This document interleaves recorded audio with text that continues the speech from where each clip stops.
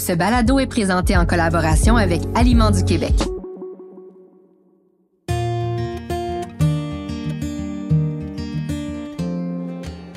Vous êtes-vous déjà demandé pourquoi certaines personnes décident de consacrer leur vie à cultiver et transformer les aliments qu'on consomme au quotidien? Beau temps, mauvais temps, jour après jour, malgré tous les enjeux, tous les défis?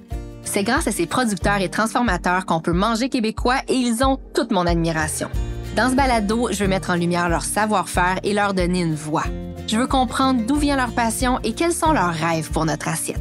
Par-dessus tout, je veux découvrir qui sont ces gens derrière nos aliments. Je sais pas pour vous, mais moi, j'ai toujours acheté la même maillot depuis des années. J'achète celle que ma mère achetait, celle avec laquelle j'ai grandi. Dans mes lunchs, dans mes burgers, dans mes trempettes, je me suis jamais posé de questions. J'achetais cette maillot-là sur le pilote automatique jusqu'au jour où j'avais plus de maillot à la maison et les tablettes de l'épicerie étaient vides. J'ai donc osé acheter une autre maillot, la Maillot Mag. Pour réaliser que c'est une maillot qui est produite ici, au Québec, elle coûte pas plus cher, elle est aussi bonne au goût et personne a vu la différence à la maison. Ça m'en prenait pas plus pour l'adopter. Ça fait quelques années de ça déjà et maintenant, c'est la Maillot Mag qui se retrouve dans mon frigo. J'ai voulu découvrir l'histoire de cette maillot locale, de notre maillot québécoise, qui est derrière cette maillot qui gagne de plus en plus d'adeptes. Je me suis rendue à Québec, j'ai rencontré Hugo Magnan, le président du groupe MAG, le fils du fondateur de l'entreprise.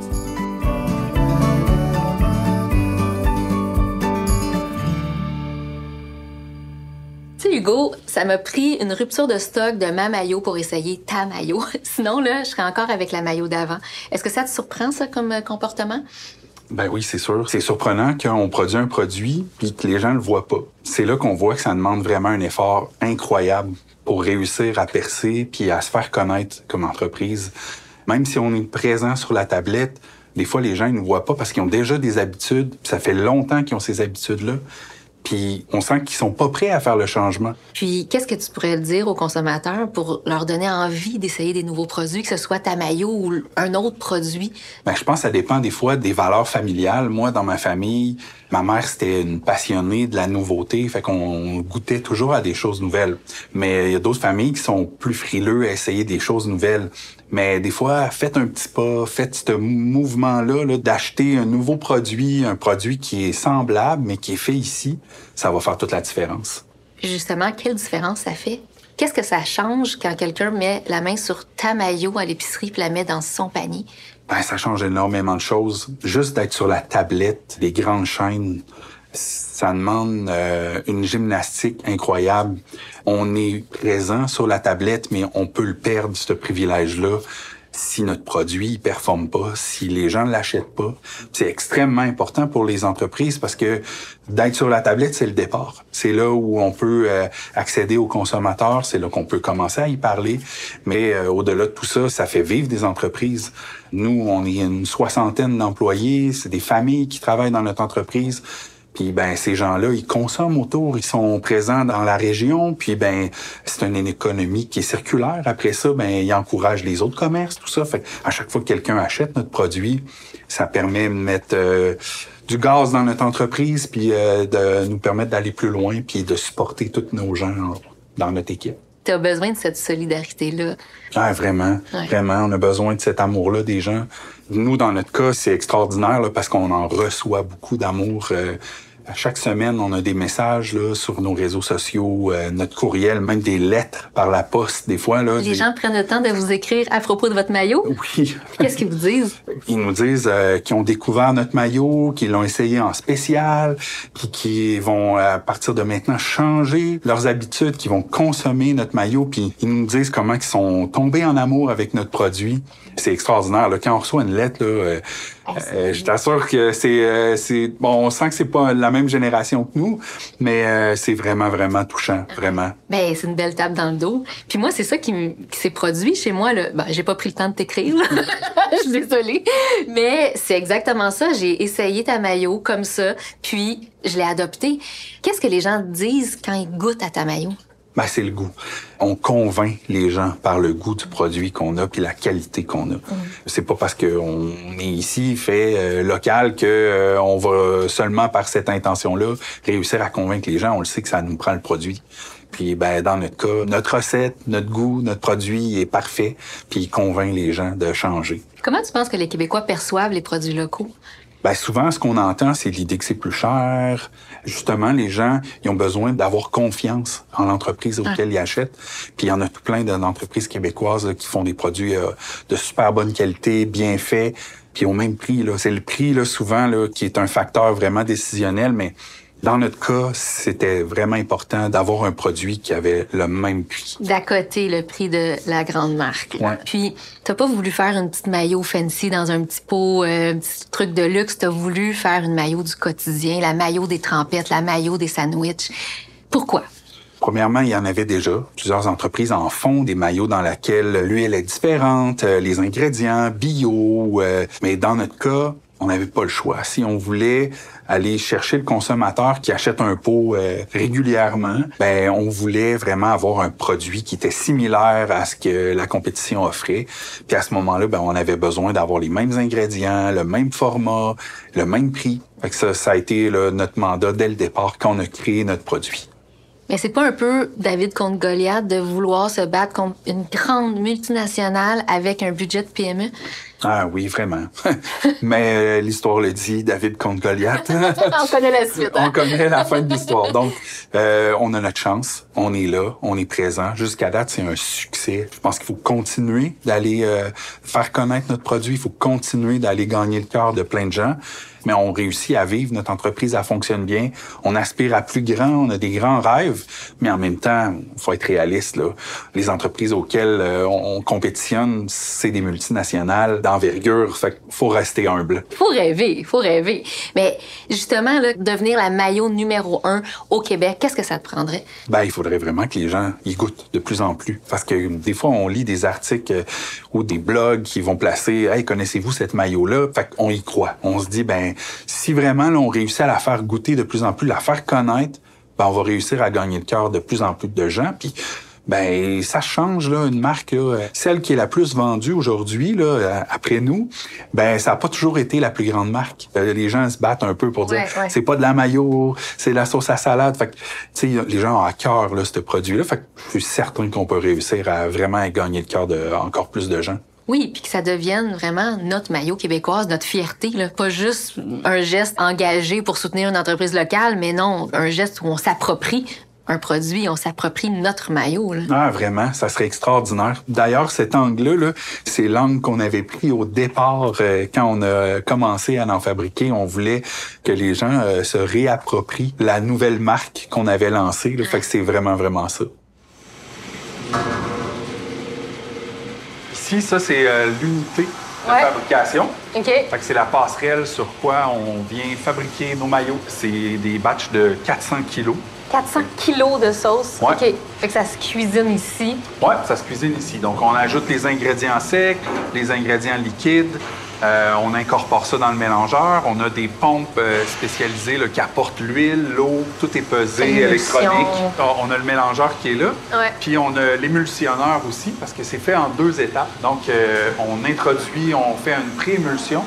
Puis après ça, on va la pomper, on la passe dans un équipement. Vous avez le vent dans les voiles, vous êtes de plus en plus connu, votre notoriété gagne.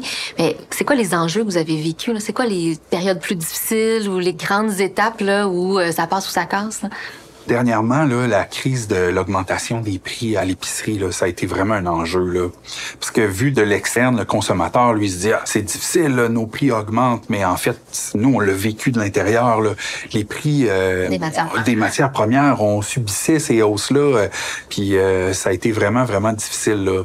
Beaucoup d'entreprises ont souffert, ça a été toute une adaptation. Il a fallu repenser à des stratégies, parce que, évidemment, on voulait pas que refiler la facture aux consommateurs. on n'avait pas le choix là, à un certain moment, mais autour de nous, on savait pas qui va augmenter le prix en premier, comment ça va réagir, est-ce que le consommateur va abandonner notre produit, de quelle façon le marché va changer. Ça a vraiment été un gros défi, là. Finalement, on est passé au travers là, de cette crise-là. Aujourd'hui, ça s'est stabilisé. Même, on a réussi à faire des baisses de prix qu'on a refilées il y a pas si longtemps, fait que ça s'est beaucoup stabilisé. Mais honnêtement, le consommateur a quand même des limites à payer un prix, peu importe le produit. Puis c'était pour nous tout un défi là, de s'assurer que le produit resterait dans le cœur des gens. Est-ce que ça t'a gardé éveillé la nuit? Ah oui, ça oui. Ouais. Ça me prend pas grand-chose pour rester réveillé la nuit. C'est sûr, comme leader d'une entreprise, c'est 24 heures sur 24. On y pense tout le temps. C'est la fin de semaine. C'est des longs congés, à penser à des idées, à essayer de créer des nouvelles choses. C'est tout un défi. Hein. Puis pourquoi tu continues? Qu'est-ce qui te fait continuer encore et encore malgré là, les nuits blanches puis les enjeux?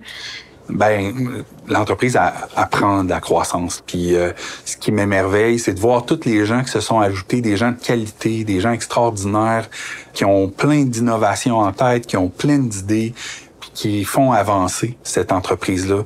C'est sûr qu'on s'est mis des belles idées dedans ensemble. Tu sais, on a mis des valeurs, on a mis une raison d'être, on s'est mis une vision commune. Puis c'est de voir tout ça aujourd'hui arriver, puis de continuer à avancer. C'est ça qui m'anime tout le temps. C'est mon équipe. Vraiment, vraiment, là, c'est ça qui me passionne le plus. Tu te sens pas tout seul, là? Je me sens pas toute seule. Même si la nuit, je me réveille, je suis tout seul, mais sinon, je sais que quand je reviens au boulot, mon équipe est là pour réfléchir avec moi à des solutions tout le temps. Y a-t-il quelque chose qui te décourage, quelque chose là que tu trouves plus difficile? Non, vraiment pas. J'adore ce que je fais. Chaque jour que je viens au boulot, que je viens à mon bureau, que je vais voir mes équipes dans mes usines, je suis extrêmement heureux, je me sens choyé. On a une entreprise extraordinaire. Fait que tout ce qu'on met en place, il y a tellement de fun dans cette entreprise-là. Moi, je suis passionné de tout, là. J'aime la mécanique, j'aime les machines, j'aime les moteurs, mais j'aime aussi créer les recettes. Je mets mes bas bruns puis je fais de la comptabilité. J'aime tout. Fait que il y a tout le temps des défis dans tout. J'adore le marketing. Fait une entreprise alimentaire, c'est ça qui est extraordinaire. C'est qu'il y a tellement de sphères dans cette entreprise-là. On tombe pas endormi jamais. Ouais. C'est amusant. Mais c'est tellement un beau produit à travailler. C'est tellement une fierté de faire ça. Quand je rencontre des gens là, qui me parlent puis qui me disent « j'en reviens pas, là, c'est votre maillot », moi, c'est extraordinaire parce que on vit de l'amour là comme j'en ai jamais vécu. C'est vraiment rassembleur, le maillot. Je pense que les gens, des fois, sont prêts à déchirer leur chemise pour la marque de maillot qu'ils vont supporter. Fait que on sent que les gens ils capotent sur notre produit. Fait que ça fait plusieurs années que tu évolues là, dans ton entreprise, que tu nourris les Québécois. Là. As-tu observé un changement dans son comportement aux Québécois? Oui, les nouvelles générations consomment différemment. On le voit, c'est sûr et certain, par les choix qu'ils font. Les jeunes, ils ont beaucoup plus de facilité là, à acheter des produits locaux. Là, on le sent vraiment. Là. Par contre, ce qu'on sent là, avec les dernières années, c'est plus difficile de garder attaché à une marque, les gens. Faut vraiment convaincre le client avec d'autres moyens. Il faut être aussi en spécial, c'est super important. Puis, c'est d'être original, de leur offrir des recettes, essayer d'aller chercher des besoins qu'ils ont ailleurs pour continuer de les fidéliser. Je peux t'aider avec ça, moi. Je pense que oui. Hein? Puis qu'est-ce qui te donne de l'espoir là, quand tu regardes l'évolution du consommateur? Il est ouvert à plein de nouveautés. Oui, on a la maillot classique, mais on lance plein de produits, des saveurs super funky. On essaie d'amener tout le temps de l'innovation. C'est ça qui va faire en sorte qu'on va passer au travers des années. Puis on sent que le consommateur, il répond à ça quand même. On amène la nouveauté, puis ça garde notre place au cœur des gens. Ça ici, c'est nos épices. C'est le laboratoire. C'est le prep, ça. Ouais. C'est la pesée des épices, du sel, du sucre, tous ces ingrédients-là. Ça ici, c'est des produits qu'on a fabriqués. Les produits qu'on a fabriqués aujourd'hui. La sauce à salade, la classique, la sauce chipotlée, la sauce fines herbes, la mayo, celui ail confit.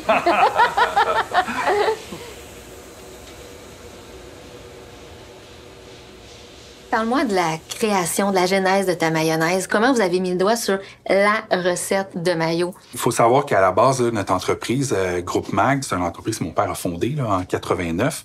Puis c'est la marque Malimousse.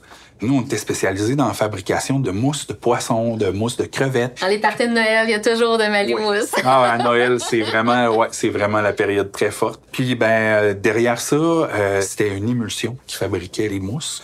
Fait qu'on était spécialisés déjà dans le maillot, puis on s'est dit, à un moment donné, pourquoi pas, on commencerait à faire de la maillot pour d'autres.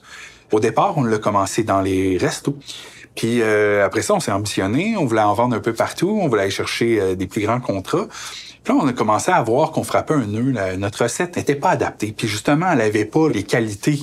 Fait que on a retravaillé, on a fait nos devoirs. On s'est dit non, il faut vraiment avoir un profil de goût similaire à ce que les gens veulent. Puis on a travaillé là-dessus pendant des semaines. On s'est vraiment spécialisé, on a fait de la recherche jusqu'au jour où est-ce que boum, on est tombé, là. On a trouvé l'équilibre parfait, la texture, le goût, tout était parfait. On a crié « Hourra », on s'est dit « Ça y est, on a le produit ». Puis on est allé en démarchage après là, pour aller chercher des clients. Puis tout de suite, on voyait qu'on avait vraiment misé dans le mille. Là. Ouais. C'est cette fierté-là de l'avoir. Là. Hey, mais hein, ben oui, c'est... Je pense que maintenant, on a notre recette, puis personne ne peut nous imiter. Puis je vois que sur ton pot, il y a le logo Aliments préparés au Québec. Qu'est-ce que ça change pour toi d'avoir ce logo-là? Ouais, ben ça fait toute la différence. Je pense que les gens, ils reconnaissent au travers de ce logo-là que notre maillot est fait ici. Ça nous distingue là, de la compétition, c'est sûr et certain. Puis pour nous, on supporte ce mouvement-là, c'est super important. On y croit vraiment là, à l'achat local avec Aliments du Québec. Puis, parle-moi de l'importance de cet organisme-là, Aliments du Québec. Pourquoi c'est important d'avoir un organisme comme ça? C'est un organisme qui est là pour nous faire rayonner. On le sait que dans les dernières années, il y a vraiment eu un engouement pour les produits locaux. Et d'avoir encore ce logo-là présent sur notre emballage, puis de continuer à marteler l'importance d'encourager les entreprises québécoises, ceux qui fabriquent leurs produits ici, puis qui encouragent l'économie ici, ben ça fait toute la différence, là. Quand on est pressé, on manque de temps, ça roule à l'épicerie d'avoir un identifiant visuel rapide. Oui, puis souvent, des fois aussi sur la tablette, il y a des chaînes qui vont l'apposer aussi sur l'étiquette là, proche du prix. Donc, il y a de la reconnaissance. Des fois, on a des petites affiches, là, des campagnes qui vont mettre ça de l'avant. Je pense que les gens, les consommateurs qui sont capables de l'identifier, c'est une des raisons. Comme un outil de plus dans ton coffre à outils là, pour convaincre dans ta croisade de mayonnaise. Vraiment. Ben oui, on a le goût, mais on le dit, tu sais, ça fait toute la différence pour notre entreprise. On est une 60aine. À chaque fois que les gens nous encouragent, ça donne l'énergie à notre entreprise. On est capable de continuer à engager des gens. Puis c'est dans nos valeurs très, très fortes. Là. Notre raison d'être d'entreprise, c'est alimenter le bien vivre ensemble. Wow. Donc notre communauté, nos gens, tous les gens qui sont ensemble, ben on continue d'alimenter ces gens-là à chaque fois qu'on... Chaque fois qu'on se fait une trempette. Hey, à chaque trempette. À chaque trempette. Mais c'est fou parce qu'on sous-estime l'impact de nos choix. De dire à chaque fois que je me fais des lunchs, que je fais une sandwich aux œufs, que je fais un burger ou une trempette, ben je suis en train de soutenir une famille, 2 familles, 60 familles québécoises. C'est comme une prise de conscience importante, hein? Ah, vraiment. Ben, tu sais, il y a un vieux dicton qui dit « acheter, c'est voter ». Puis c'est encore vrai. Ça montre comment l'importance, à chaque fois qu'on fait un choix, puis qu'on achète d'une entreprise pour qui on connaît le produit, on sait qu'il est ici, ben ça fait toute la différence pour ces entreprises-là. Vraiment. Donc ça, c'est la ligne d'embouteillage. Ouais. Fait que là, il y a les pots qui se remplissent ici, là. Exact. Par la suite, ça continue. Le bouchon va être appliqué, va être vissé. On va mettre une étiquette, puis par la suite, on va la mettre en boîte. Super, ça. Parle-moi un peu de ton parcours. Là. Qu'est-ce qui a fait que tu as décidé de reprendre l'entreprise de ton père puis de défendre la cause de la maillot? Ah, c'est une belle histoire. J'avais la fibre entrepreneuriale en dedans de moi, ça, c'est sûr et certain. Puis mon père, c'est une personne extraordinaire qui m'a fait une place dans son entreprise. Il m'a laissé faire des choix. Dès le départ, je pensais pas travailler avec mon père. Puis il y a des défis qui sont arrivés où j'ai relevé les manches puis j'ai proposé de venir l'aider puis il a accepté. Puis ensemble, là, on a fait grandir cette entreprise-là. Ça fait déjà 15 ans à peu près qu'il a pris sa retraite, là, qui est plus présent dans l'entreprise. Il est encore proche, il agit comme mentor, il est là souvent pour me donner des conseils. Ah oui, vraiment, c'est sûr. Pour m'encourager, il est toujours là, puis il est extrêmement fier là, de l'entreprise, du parcours qu'elle a fait, puis d'où est-ce qu'on est maintenant, là. Quand j'ai commencé, on était à peine 4-5 employés là, dans l'entreprise. Fait que j'ai tout fait. Là, c'est un classique. Là. Je suis passé de la fabrication à la livraison, aux ventes, à la comptabilité. À chaque étape. J'ai vraiment touché à tout là, pour arriver aujourd'hui à ce que je fais. Là. Hugo, je t'écoute, là, puis je sens vraiment beaucoup l'amour que tu as envers tes employés. D'où ça vient, ça, là, cette espèce de bienveillance ou de côté là, très papa là, que tu as pour ton équipe? Ben, ça vient des valeurs que mon père m'a transmises dès le départ, là, que ma famille m'a donné aussi, évidemment. Là. Mais dans l'entreprise, mon père, c'était quelqu'un d'extrêmement généreux. L'entreprise, les gens qui faisaient partie devenaient partie prenante de la famille. L'entreprise MAG, Groupe MAG, c'est une grande famille. Fait qu'on se dit encore une entreprise familiale, même si mon père est plus dans l'entreprise, mais aujourd'hui, c'est la grande famille. Puis une histoire qui est derrière ça, qui est encore plus cocasse, c'est ce qui a fait que ça l'a créé, notre entreprise. Mon père, quand il a fondé son entreprise, c'était pour la famille. Il y avait des poissonneries. Puis à cette époque-là, les commerces allaient ouvrir le dimanche. Puis mon père s'est dit, c'est pas vrai, je peux pas travailler le dimanche. Il travaillait déjà le samedi. Il s'est dit, faut que je trouve un moyen d'avoir une entreprise qui me fait pas travailler puis que je passe plus de temps avec ma famille. Fait qu'il a pris un produit qu'il fabriquait dans ses poissonneries, puis il l'a commercialisé, puis il a ouvert l'entreprise avec ça. Donc, la mousse de poisson. La mousse de poisson. Fait que ça a été vraiment le moteur dès le départ. Cette valeur-là, la plus profonde, là, c'était la famille. C'est elle qui a fondé l'entreprise. Fait que ça reste qu'aujourd'hui, on peut pas passer à côté. Puis ça s'incarne comment au quotidien, là, ces valeurs familiales-là, dans une entreprise avec 60 employés? Ça s'incarne dans le fait qu'on respecte le rythme de chacun. C'est sûr qu'on est une entreprise de fabrication. On a un rythme, on a une cadence sur la production, mais il y a des gens, des fois, qui sont moins vite. Il y a des gens qui sont moins habiles. Il y a des gens qui ont des difficultés. Fait qu'on est inclusif.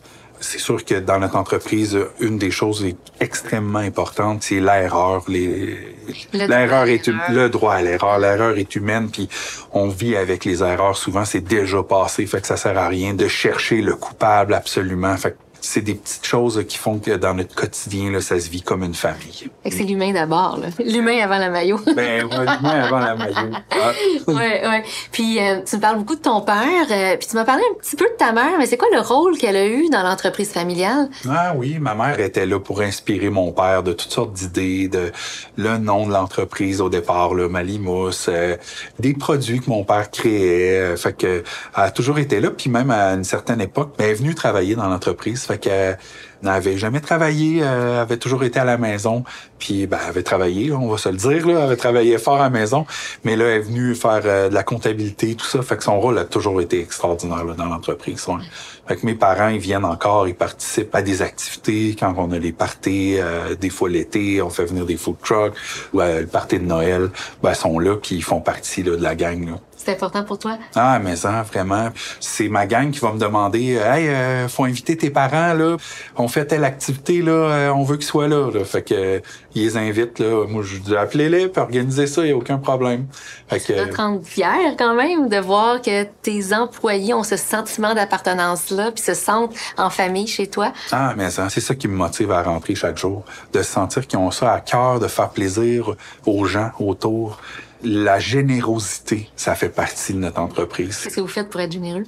Nous, on fabrique des produits alimentaires.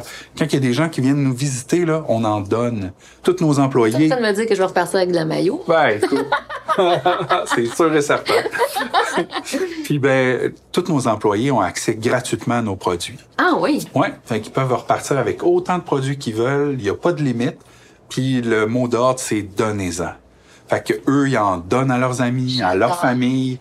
Dès le départ, quand j'ai commencé à travailler avec mon père, il m'a toujours dit, Hugo, faut donner nos produits. C'est vraiment important. Les gens s'en rappellent toujours quand on donne.